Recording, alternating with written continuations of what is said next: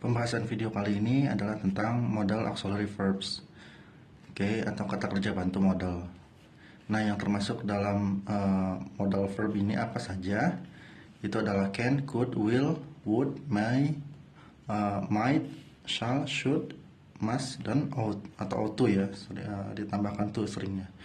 Nah, kemudian juga ada tambahan yaitu need dan dare juga bisa dipakai sebagai modal verb. Jadi untuk selanjutnya kita sebut modal aja ya biar lebih cepat. Oke, ini adalah aturan penggunaan modal. Jadi modal diikuti oleh kata kerja dasar tanpa to. Dia selalu pakai tanpa to ya. Jadi contoh I can speak English. He will go to London. Jadi dia tidak bisa ditambahkan to di depannya. Jadi I can to speak English. Nah itu salah. Oke, kecuali ought to. Di sini I ought to go now. Nah lanjut lagi, dia tidak bisa ditambahkan akhiran s gitu ya. Ketika kita pakai simple present. Nah, di sini tidak menggunakan s untuk subjek he, she, it atau objek tunggal lainnya. Oke, jadi he may go now bukan he may go now. Lanjut lagi, modal tidak memiliki bentuk infinitif atau participle. Contohnya he must go there bukan he must to go there. Jadi tidak bisa ada to-nya di sini ya. Jadi langsung dia.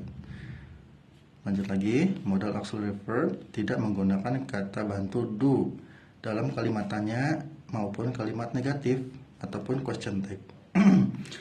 Jadi can you swim gitu ya, bukan do you can swim. Nah, jadi can-nya itu di depan langsung, dia tidak menggunakan do. Nah, kemudian yang sudah kita sebutkan ini itu dipakai untuk apa saja sih gitu kan. Contohnya kayak can itu untuk menyatakan kemampuan seseorang. Contohnya I can speak 3 foreign languages. Contoh lagi he can swim. Jadi yang pertama can ya, itu kan menunjukkan kemampuan. Saya kira sih basic sih teman-teman, mungkin udah pada bisa semua ya. Jadi ini sebagian besar sih memang untuk mengulang aja. Kemudian can juga bisa untuk request. Jadi can you open the windows dan sebagainya. Kemudian meminta izin. Ini permission ya, kalau ini minta izin. You can go home now. Kemudian kalau minta izin, can I go home now? Nah, kemudian menyatakan kemungkinan he can be a good doctor in the future. Kemudian menawarkan sesuatu pada orang lain. Can I help you? Gitu ya. Can I get you some tea? Oke, lanjut ya.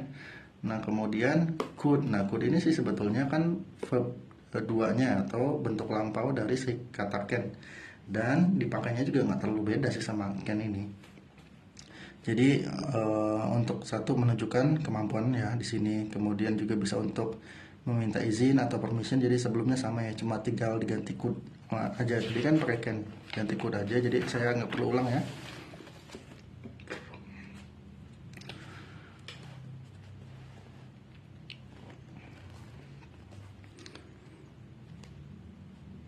Kemudian mengungkapkan kemampuan di masa lalu.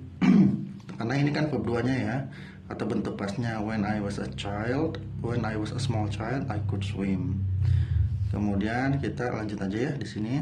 Kemudian could juga bisa digunakan dengan pola could have tambah verb 3. Bentuk ini digunakan untuk menyatakan bahwa kita mampu atau punya kesempatan untuk melakukan sesuatu di masa lampau, tetapi kita tidak melakukannya.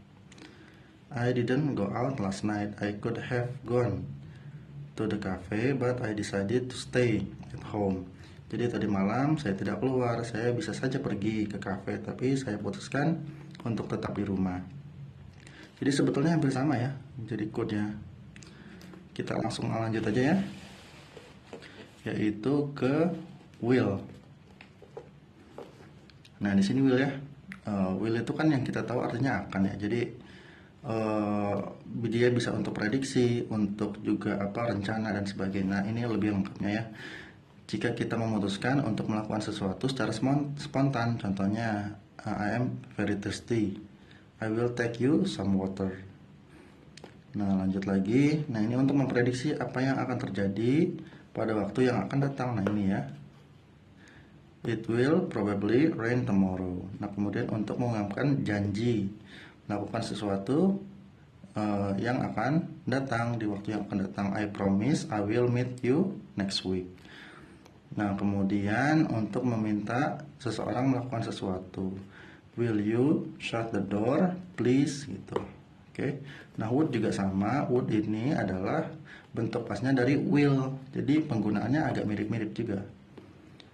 Tapi would ini gitu ya, lebih sering kita pakai untuk yang ini nih, yang untuk meminta tolong ya pada seseorang. Contohnya ini ya, untuk menawarkan ya, kalau pertama ya, untuk menawarkan sesuatu pada orang lain. Would you like some tea? Would you like something to drink, gitu ya.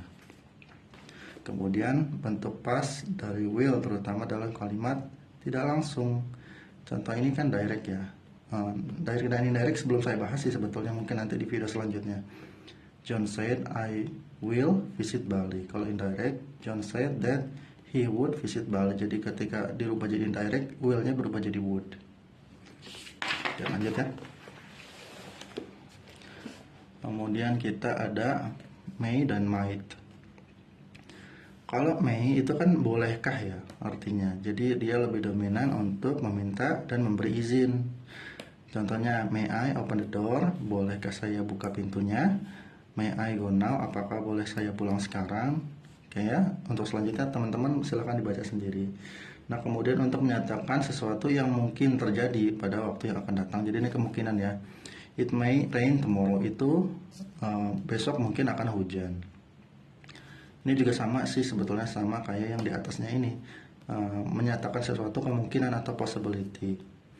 Where is Peter? He may be in the library. Oke. Nah, kemudian kalau might ini juga sama sebetulnya kayak may ini. Might yang merupakan bentuk pas dari may digunakan untuk yang pertama ya, menyatakan kemungkinan. Dalam konteks ini maka might sama dengan may, jadi sama kan. Untuk menyatakan sesuatu yang mungkin akan terjadi pada waktu yang akan datang. Dalam konteks ini maka might juga sama dengan may, tetapi may lebih pasti daripada might. Jadi ini cuman kemungkinannya aja ya, yang mana yang lebih mungkin terjadi. Tapi sebetulnya intinya sama aja sih kalau dalam percakapan. Jadi bisa may, bisa might juga. Oke, lanjut ya. Kemudian ada shall sama should. Shall ini teman-teman ini udah jarang digunakan. Sebetulnya artinya sama kayak will, tapi sekarang kan dominannya kita pakainya will ya. Kalau shall ini dia mungkin generasi tahun 60-an 70-an masih pakai, tapi sekarang udah jarang. Oke, dan kemudian should juga biasanya untuk memberikan saran gitu. Oke, tapi di sini kita bahas aja ya. Shall digunakan untuk satu, menawarkan sesuatu pada orang lain. Shall I take you some water? Nah, ini udah jarang dipakai. Jadi kalau memang dipakai pun biasanya oleh generasi tua gitu ya. Kalau untuk anak muda sih udah jarang saya dengar. Kemudian meminta saran seseorang. I have a very bad headache. What shall I do? Oke, nah kemudian should ya. Nah, kalau untuk should sendiri sih sebetulnya masih sering dipakai untuk ini, meminta saran ini ya. Jadi pertama kita lanjut aja dulu, menyatakan saran atau nasihat. Jadi you should watch the film.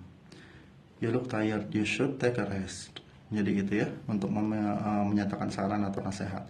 Kemudian untuk meminta dan memberikan pendapat tentang sesuatu. I am bad at English. What should I do? Jadi ini juga sama sih, minta saran juga.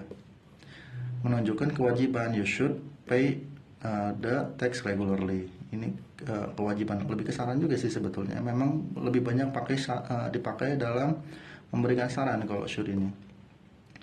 Kemudian mengkritik sesuatu, keadaan atau situasi. Setelah penjelasan should, kita lanjutkan ke ini ya, must. Nah, must ini digunakan untuk menyatakan kewajiban atau keharusan yang didasarkan pada perasaan atau keinginan pembicara. Contohnya, I am very tired, I must take a rest now. Oke. Nah, kemudian untuk menyatakan keharusan dalam bentuk lampau, kita menggunakan had to, yang merupakan bentuk lampau dari have to ya. Jadi sebenarnya untuk kita bilang harus itu bisa menggunakan must, bisa juga menggunakan have to. Artinya sebetulnya kurang lebih sih sama. Lanjut lagi ya, ini must menyatakan keharusan, kemudian ought di barangnya pakai itu ya. Ought to ini untuk memberikan saran kepada orang lain. Contohnya, you ought to come on time. You ought to study hard to pass the examination. Oke. Nah, lanjut lagi. Itu ada ini tambahan ya. Need ya. Need itu kan artinya butuh ya. Ini atau perlu ya, sama artinya, bisa butuh bisa perlu. I needn't fill in a form. Aku tidak perlu mengisi formulir. Need I fill in a form? Apakah saya perlu mengisi formulir gitu. Nah, kemudian yang terakhir ada dare. Ini saya ketinggian ya. Dare itu adalah model yang menunjukkan keberanian. Jadi I dare to go alone. Oke, jadi seperti itu aja teman-teman pembahasan kita tentang model. Jadi yang perlu banyak diingat sih arti-artinya tadi ya, mungkin sudah saya jelaskan, tapi kalau arti sih gampang. Nah, tapi yang intinya adalah cara penggunaannya seperti ini. Jadi tidak ditambahkan tuh dan sebagainya. Jadi teman-teman harus diingat ini cara pemakaiannya. Oke, so see you the next video. Bye.